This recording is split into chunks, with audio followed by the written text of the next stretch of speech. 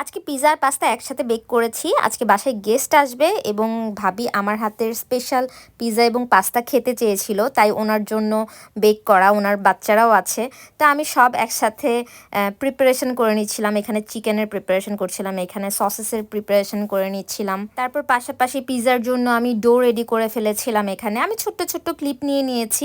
তারপর আরেকটা চুলায় আমি হোয়াইট সসটাও এখানে রেডি করে নিচ্ছি। আমি ওরকম কিন্তু এটা কোনো রেসিপির ভিডিও না, জাস্ট আমি রেডি করছিলাম, ওটার ছোট ছোট ক্লিপ নেওয়া। আর এখানে আমি এই যে পাস্তা সেট করছিলাম, আর বাকিটা আর ভিডিও করিনি, তাই নাই। এই যে পিৎজা আমি দুই চুলায় বসিয়ে দিয়েছি।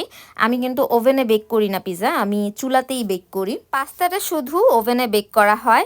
আর আজকে আমি এইগুলা নিয়ে যাব আমার বোনের বাসায়, কারণ গেস্ট আমার বোনের বাসায় আসবে, আমার বাসায় না। যাই হোক, যখন ওরা খেয়ে রিভিউ দিয়েছে এবং এত প্রশংসা করেছে, বিশেষ করে বাচ্চাগুলো বেশি প্রশংসা করেছে, ভাবিরাও খুব প্রশংসা করেছে এবং খুব ভালো লেগেছে। প্রশংসা শুনতে কান্না ভালো লাগে। এখানে দেখতে পাচ্ছেন আমি পাস্তা গুলা দুইটা বাটিতে সেট করে নিয়েছি। ওইটা শুধু আমি ওভেনে জাস্ট বেক করে নিব, বেকটা এখানে আমি করি নাই। এই যে এখানে দেখতে পাচ্ছেন আমার পিৎজা আমি রেডি করে রেখেছি এবং পাস্তা অলরেডি বেক করা হয়ে গিয়েছে। আমি বাটিতে বেড়ে দিচ্ছিলাম সবাইকে।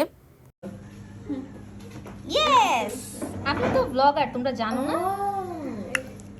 এখানে বাচ্চারা যখন খুব প্রশংসা করছিল, তখন আমি বলতেছিলাম এই আমি তো ব্লগার, তোমরা জানো না। ওদের সাথে ফাইজলামি করছিলাম। পাশাপাশি আমার বোনের বাসায় যেসব খাবার দাবারের আয়োজন করা হয়েছিল, এইগুলার ছোট্ট একটা ক্লিপ নিয়ে নিলাম। এত খাবার, সবার খাওয়া দাওয়া শেষ হয়ে যাওয়ার পরও রয়ে গিয়েছিল। আমি শেষের খাবারটাই ভিডিও করেছি।